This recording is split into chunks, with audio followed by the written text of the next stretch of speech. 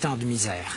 C'est pourtant Haïti qu'on a surnommé la perle des Antilles, mais comme vous allez le voir, cette perle reposait sur un collier qui a plutôt servi à étouffer le peuple haïtien. Comment en est-on arrivé là? D'abord un peu de géographie. Haïti est situé dans les Grandes Antilles.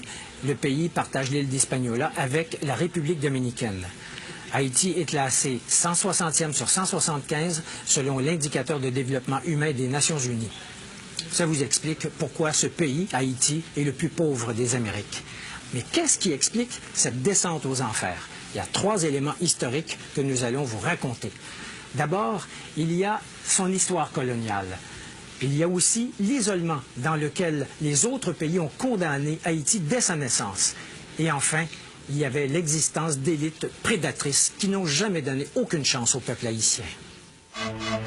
L'histoire coloniale d'Haïti se caractérise par une exploitation massive des ressources de l'île sans aucune considération pour ce qu'on appellerait aujourd'hui le développement durable.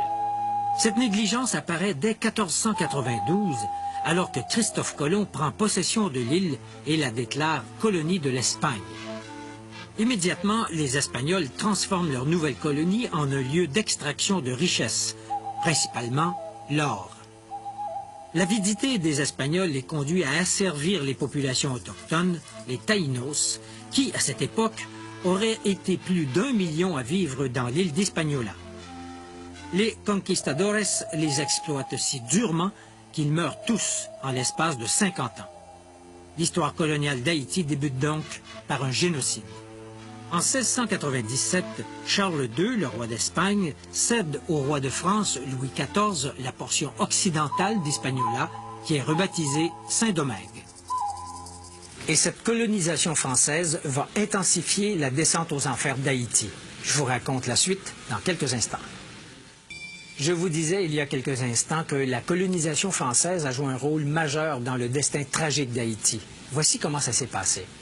Au 18e siècle, les Français installent à Saint-Domingue un système d'exploitation agricole qui est basé sur la culture du café et de la canne à sucre.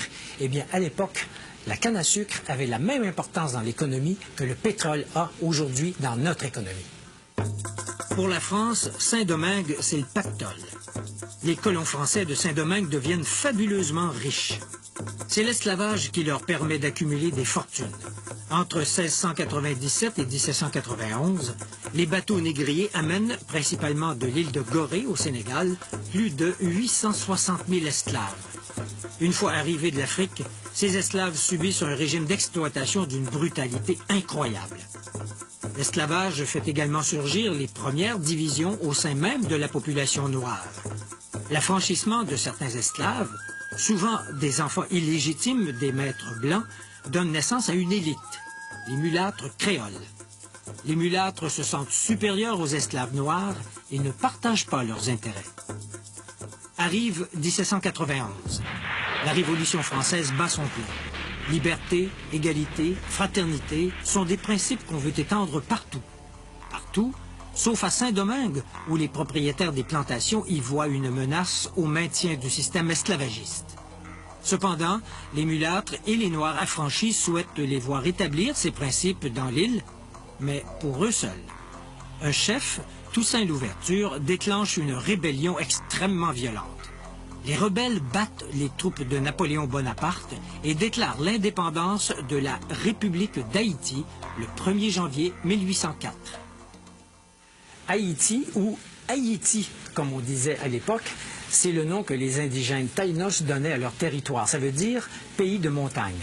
Mais le prix payé par Haïti pour acquérir son indépendance est absolument astronomique. L'économie du pays est dévastée. Haïti aurait peut-être pu s'en sortir si d'autres pays avaient accepté de l'aider, mais ce ne fut pas le cas. Au contraire, épouvanté par l'idée absolument subversive à l'époque qu'une république soit dirigée par des Noirs, les puissances de cette époque isolent diplomatiquement et économiquement Haïti. 2 exemples de l'isolement d'Haïti. Le Vatican n'établit des liens qu'en 1860 avec une république officiellement catholique, les Noirs, et il faut attendre 1862, en pleine guerre de sécession américaine qui provoquera l'abolition de l'esclavage, pour que les États-Unis reconnaissent Haïti.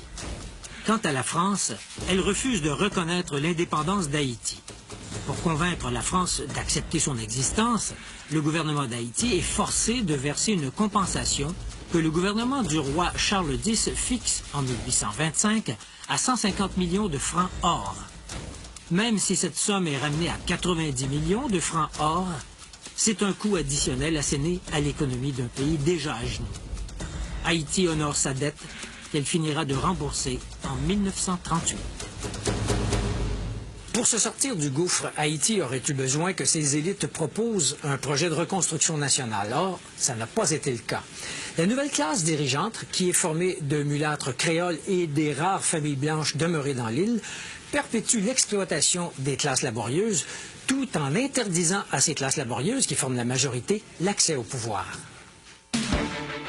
Les gouvernements se succèdent d'un coup d'État à l'autre, mais une chose demeure, le refus de la classe dirigeante de partager le pouvoir avec le peuple. À ce cycle d'instabilité s'ajoute l'occupation par les Américains entre 1915 et 1934. Les Américains laissent aux Haïtiens un héritage empoisonné, une armée professionnelle haïtienne qui amplifie la répression. Arrive 1957. Cette année-là, un médecin noir, François Duvalier, joue sur le ressentiment de la population noire pour se faire élire président. Duvalier aurait pu inaugurer une ère démocratique dans le pays. Il ne l'a pas fait. Au contraire, il établit une dictature qui élimine avec férocité toute dissidence. C'est l'époque des tontons macoutes et de l'exil d'une partie de la population haïtienne, surtout les mieux éduqués. Son fils, Jean-Claude, qui lui succède, est renversé en 1986. Mais la vraie démocratie n'est pas pour autant instaurée. Depuis cette époque, la démocratie est fauchée chaque fois qu'elle tente de sortir de terre. L'espoir a longtemps reposé sur les épaules de Jean-Bertrand Aristide, un prêtre proche des masses et qui prêche une meilleure répartition des pouvoirs et de la richesse. Une fois au pouvoir, Aristide n'arrive pas à réaliser ce projet. D'une part, il se met à dos les élites possédantes qui ne veulent rien changer.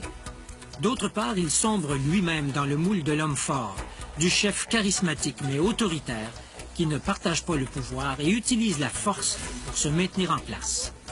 Cette double dynamique explique les malheurs récents d'Haïti, le coup d'État contre Aristide en 1991, les élections contestées, les troupes des chimères qui remplacent les tontons macoutes et l'hésitation de la communauté internationale à fournir des fonds pour rescaper le pays. La grande question est maintenant de savoir comment Haïti pourra rompre avec son passé et s'engager dans la voie de la prospérité et de la démocratie. Il est évident que la communauté internationale aura un rôle à jouer dans cette tâche de réanimation. Mais pour rendre son éclat à la perle des Antilles, il faudra beaucoup de doigté et beaucoup d'argent.